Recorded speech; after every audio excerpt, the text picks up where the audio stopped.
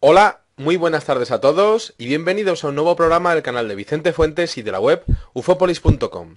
El tiempo ha sido uno de los enigmas científicos más complicados de entender de la historia.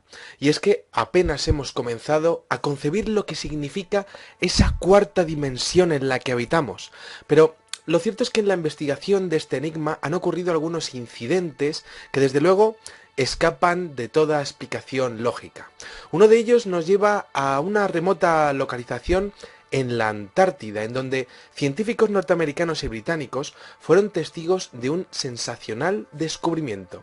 Así que, como siempre decimos, y hoy más que nunca, cogemos nuestra máquina del tiempo y viajamos hasta el día 27 de enero de 2005. Aquí tenemos a una física norteamericana llamada Marian McLean, que comenzó a estudiar una extraña anomalía en el cielo que describió como una niebla gris. Esta mujer estaba allí haciendo sus experimentos de prospección de hielo.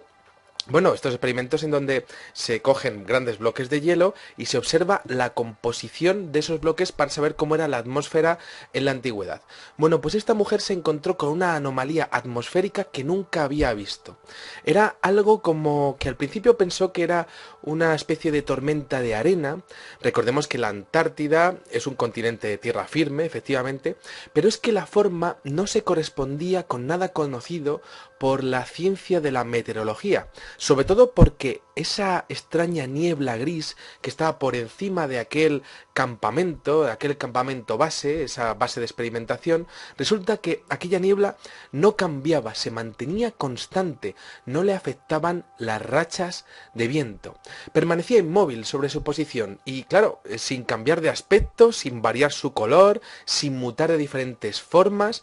Esto de la mutación de diferentes formas, pues lo hemos visto, por ejemplo, en las nubes, ¿no? Porque es muy habitual que las turbulencias ocasionadas por las corrientes de aire, pues creen diferentes formas y, de hecho, muchas veces vemos, pues, formas de animales o lo que queramos ahí en el cielo, ¿no? Bueno, pues en este caso aquella niebla no se movía y, claro, evidentemente la turbulencia tiene que crear un número de Reynolds significativo y tendría que cambiar de forma, pero no lo hacía.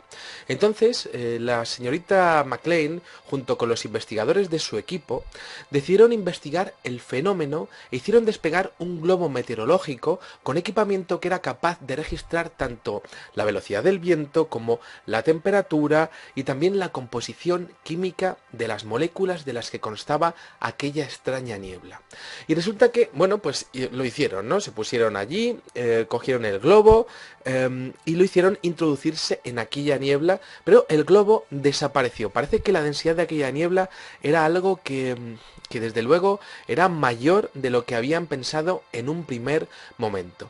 Instantes después, los investigadores accionaron el mecanismo de descenso del globo hacia el terreno, pues con mucha rapidez, es decir, bueno, a ver si lo vamos a perder, y de repente se encontraron con una extrañísima sorpresa, y es que el cronómetro que habían instalado en el globo estaba marcando efectivamente aquella fecha del 27 de enero, pero del año 1965, es decir, el mismo día, 30 años antes. El experimento fue repetido 3 veces y, claro, evidentemente, pues podemos imaginarnos que hicieron las calibraciones pertinentes, como así ocurrió, y también llegaron a cambiar el cronómetro por si acaso estaba averiado. Y resulta que en los 3 experimentos, bueno, pues volvía el globo marcando la fecha del 27 de enero de 1965. Bueno, es interesante porque a día de hoy la investigación de tal evento permanece en un absoluto secretismo y bueno, pues hay algunos investigadores, quizá en base a la conspiración, conspiranoicos, que hablan de que una posible entrada polar, quizá a otros mundos, a otros tiempos, a otras realidades, quién sabe si a otras dimensiones, pues estaría creando esta anomalía temporal en forma de niebla de color grisácea, ¿no? Esto es interesante también porque desde la creación de la CIA existen diferentes programas experimentales en donde se habla del concepto de viajeros temporales. ¿Con qué propósito? Pues por supuesto de provocar un cambio en el curso de la historia que sería beneficioso para los intereses de los Estados Unidos. Unidos, como si no tuviesen un suficiente poder ya, ¿no? Esto, además, se ha comentado en algunos foros que se estaría desarrollando al margen de las autoridades federales de los Estados Unidos, es decir, al margen de lo que sería incluso la propia presidencia del gobierno, aunque sí que se sabe que la Casa Blanca y el ejército de los Estados Unidos fueron inmediatamente informados de aquello, pero este incidente permanece en el más absoluto de los secretos. Si cogemos y cruzamos el charco, resulta que en Rusia también tenemos algunos experimentos relacionados con estos túneles temporales que también han sido, bueno, pues han sido descubiertos y que también tienen un espeso manto del silencio alrededor de ellos. Resulta que el famoso científico ruso Nikolai Kozyrev llevó a cabo una hipótesis en el siglo XX en la que demostró que era posible moverse en la línea temporal pero hacia atrás, es decir, desde el futuro hasta el pasado o desde el presente hasta el pasado. Este científico comentaba que las ecuaciones físicas en donde aparecía el tiempo pues estarían demostrando que esa dimensión sería capaz de generar energía por sí misma, quizá dando acceso a otras realidades físicas, a otros mundos que prácticamente, y esto es lo más interesante de todo, se solaparían con esto. Con este mundo, ¿no? Es decir, estamos hablando de unas dimensiones que estarían prácticamente solapándose con la nuestra. Eso sería una de las características de la cuarta dimensión del tiempo, ¿no? Bueno, es interesante el hecho de que a nivel físico se sabe que el tiempo, la propia dimensión, sería incluso anterior a la existencia de los planetas, los mundos, las estrellas. Es decir, si seguimos la malla del espacio-tiempo que diseñó Einstein, pues se crearía primero eso y luego se crearía lo que sería la materia, los mundos, la materia oscura y bueno, pues todas estas cosas que aparecen en el estudio del cosmos, ¿no? Es también sabido, ya a nivel un poco más personal, que cada uno de nosotros siente el tiempo de manera muy diferente, bajo diferentes condiciones, ¿no?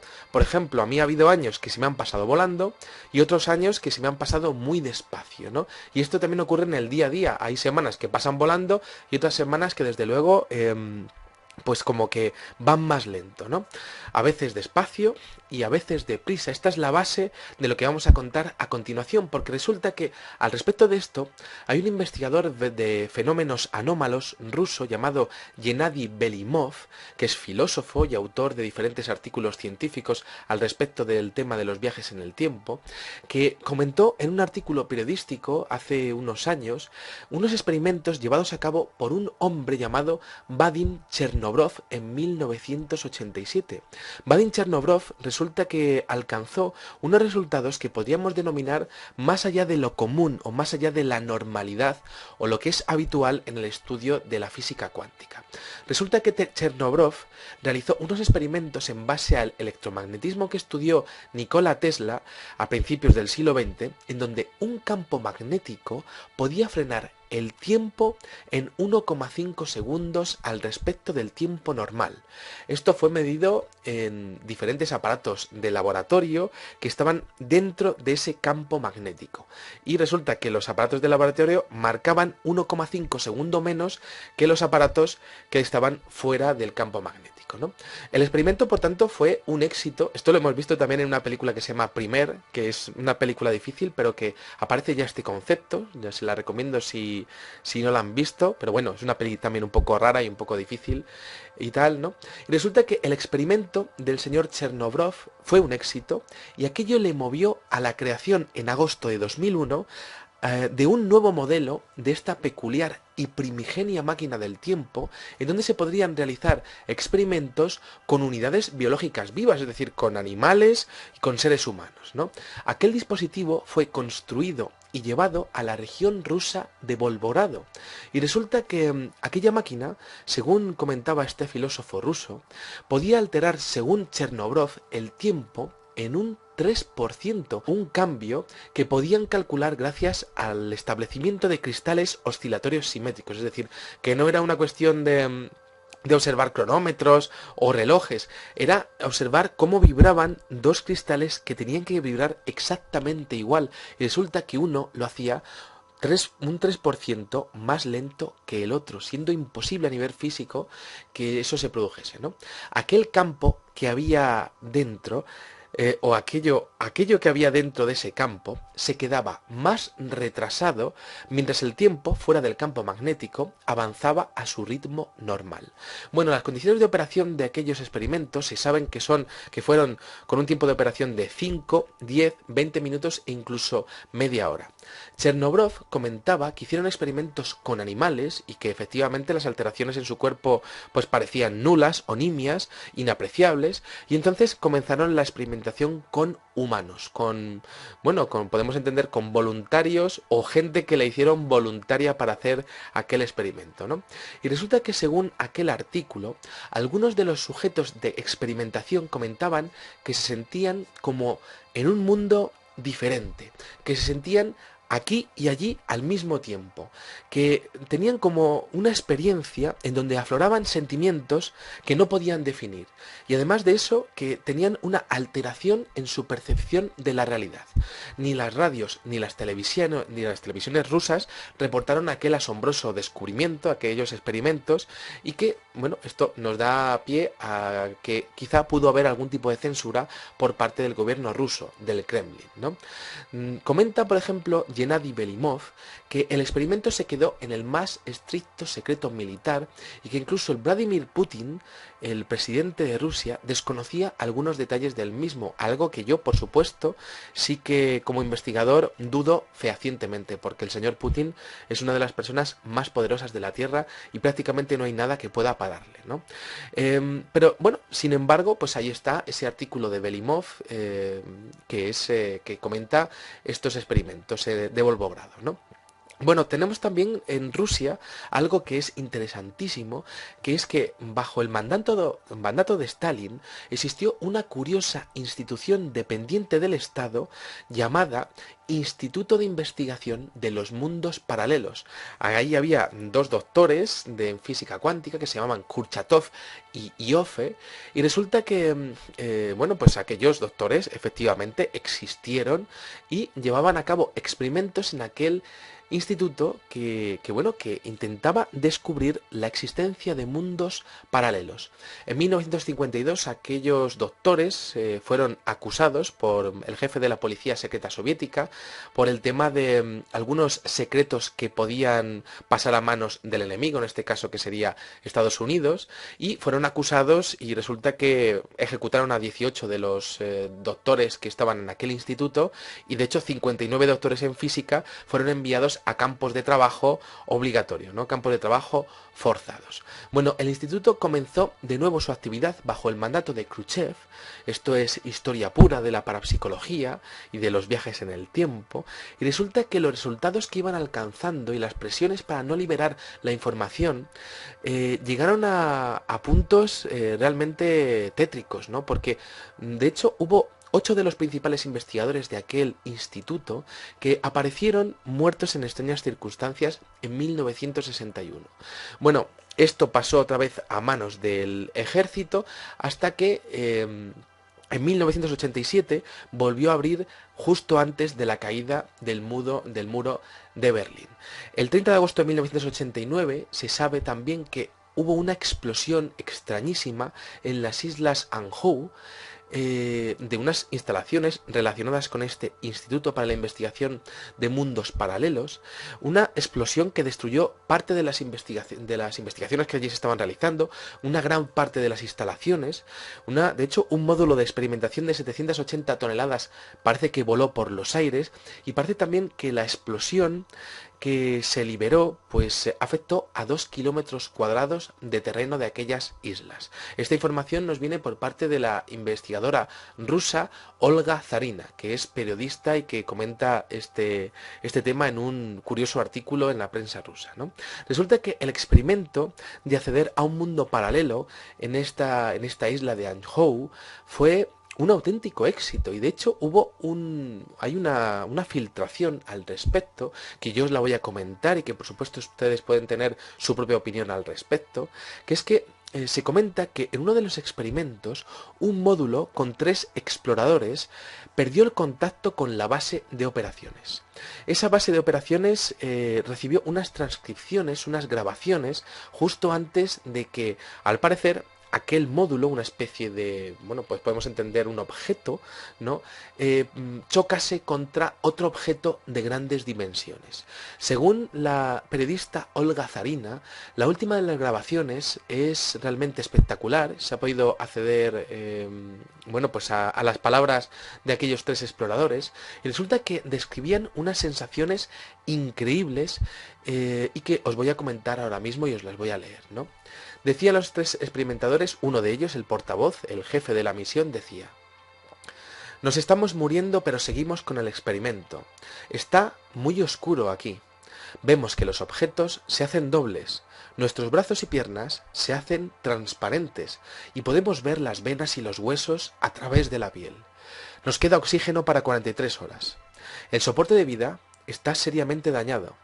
Mandamos nuestro amor a nuestras familias y a nuestros amigos. Bueno, pues aquí la transcripción, la transmisión se cortó directamente. Y bueno, pues como apunte final, comentarles que este tema de la visión doble que aparece en esta transcripción, esta invisibilidad, esta alteración de la percepción, también aparece en el famoso caso del vuelo 19, que desapareció en Estados Unidos en el año 1945, y en donde diferentes aviones de la flota de los Estados Unidos, pues parece que también hicieron algún tipo de mensaje cuando estaban haciendo unas maniobras aéreas en donde parecía que al estar en contacto con un objeto volador no identificado, como que cambiaron de realidad, como que veían la realidad de otra manera. Los colores del mar eran diferentes, también tenían como episodios de invisibilidad, cosa que también hemos visto en el tema del experimento Filadelfia.